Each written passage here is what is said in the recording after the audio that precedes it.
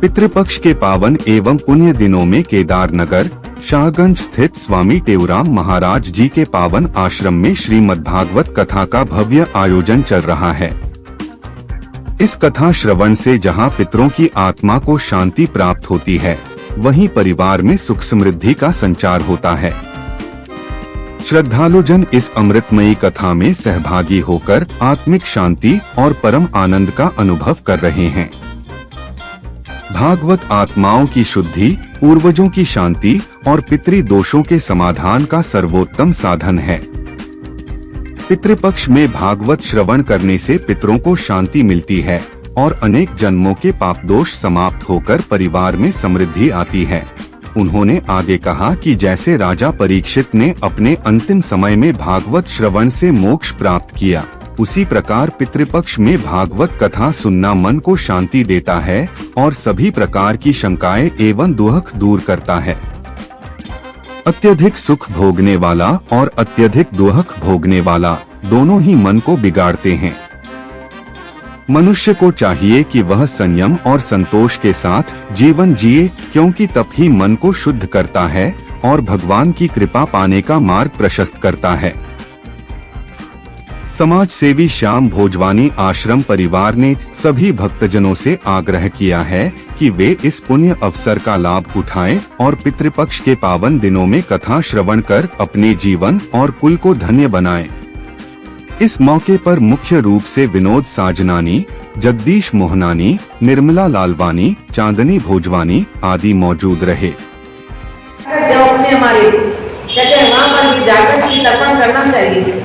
जितने लोगों ने जितने लोग गए बड़ों का तर्पण किया है वहाँ जाके, सब ये चाहते हैं यही बस जमुना जी में हम उनकी हड्डियां में डाल के बस नाम करेंगे हमने अपने बड़ों की किया।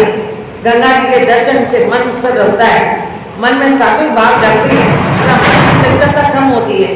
गंगा जी के पास बैठे हैं जो मन स्थिर होगा, कहा गंगा जी के पास जो बैठा मन स्थिर होता है। कितनी देर बैठे हैं? चलो वृंदावन जाते हैं ना, हैं तो जमुना जी में कितना बैठे हैं?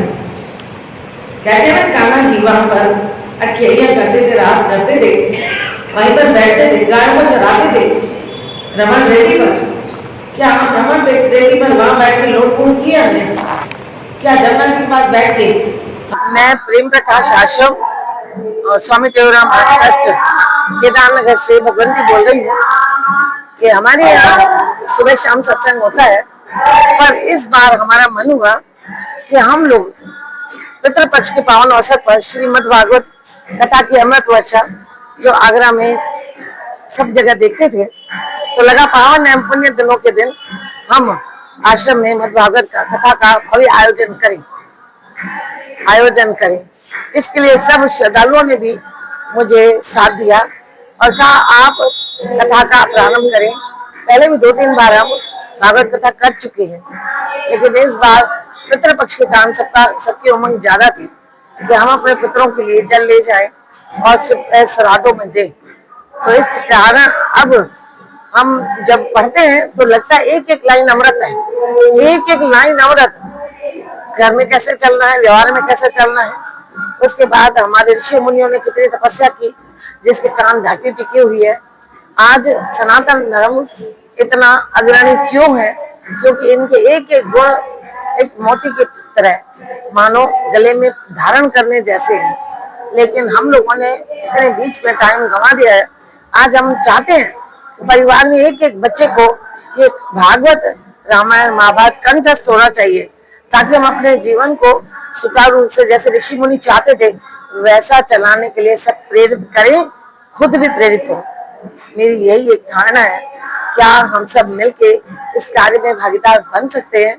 बन सकते हैं, पर अब क्यों नहीं बनते हैं? आखिर ये सोच का विषय है।